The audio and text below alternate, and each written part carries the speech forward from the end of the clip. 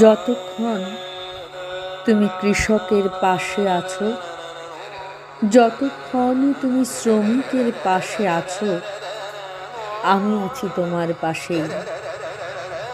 যতক্ষণ তুমি মানুষের শ্রমে শ্রদ্ধাশীল, যতক্ষণ তুমি পাহাড়ি নদীর মতো খরস্রোতা, যতক্ষণ তুমি পলি মৃত্তিকার মতো শস্যময়, ততক্ষণ আমিও তোমার। এই যে কৃষক বৃষ্টি জলে ভিজে করছে রচনা সবুজ শস্যের এক শিল্পময় মাঠ, এই যে কৃষক বধূ তার নিপুণ আঙুলে ক্ষিপ্র দ্রুততায় ভেজা পাট থেকে পৃথক করছে আঁশ, এই যে রাখালে শিশু খর রৌদ্রে আলে বসে সাজাচ্ছে তামাক আর বারবার নিভে যাচ্ছে তার খড়ে বোনা বেনির আগুন, তুমি সেই জীবন শিল্পের কথা লেখো। তুমি সেই বৃষ্টি ভেজা কৃষকের বেদনার কথা বলো। তুমি সেই রাখালের খড়ের বেনিতে বিদ্রোহের অগ্নি জেলে দাও। আমি তোমার বিজয় গাথা করব রচনা প্রতিদিন।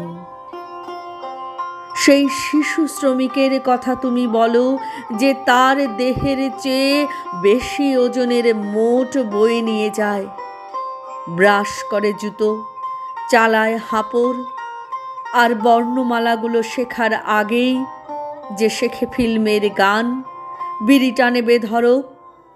তারপর একদিন ফুটো ফুসফুসে ছড়িয়ে রক্তের কণা টানে চবনিকা জীবনের।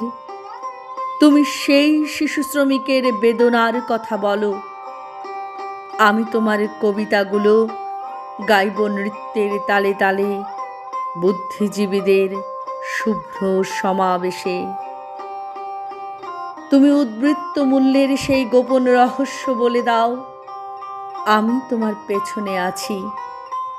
যতক্ষণ তুমি সোনালি ধানের মতো সত্য, যতক্ষণ তুমি চায়ের পাতার মতো ঘ্রাণময়, যতক্ষণ তুমি দৃঢ়পেশী শ্রমিকের মতো প্রতিবাদী, যতক্ষণ তুমি মৃত্তিকার কাছে কৃষকের মতো নতমুখ, ততক্ষণ আমিও তোমার।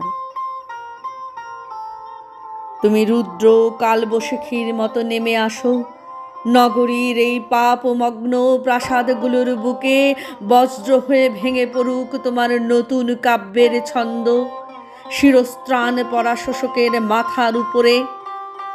আমি তোমার বিজয় বার্তা করব ঘোষণা জনপদে। তুমি চূর্ণ করো অতি বুদ্ধিজীবীদের সেই বুদ্ধ কৃত্রিম দর্শন আর মেকি শিল্পর প্রলেপে যে আছে আড়াল করে সত্য আর সুন্দরের মুখ। আমি তোমার পেছনে আছি। তুমি খুলে দাও সেই নবজীবনের দ্বার, পরশনে যার পৃথিবীর অধিকার ফিরে পায় প্রলেতারিয়েত। আমি এই বীর ভোগ্যা বসুন্ধরা দেব তোমাকে।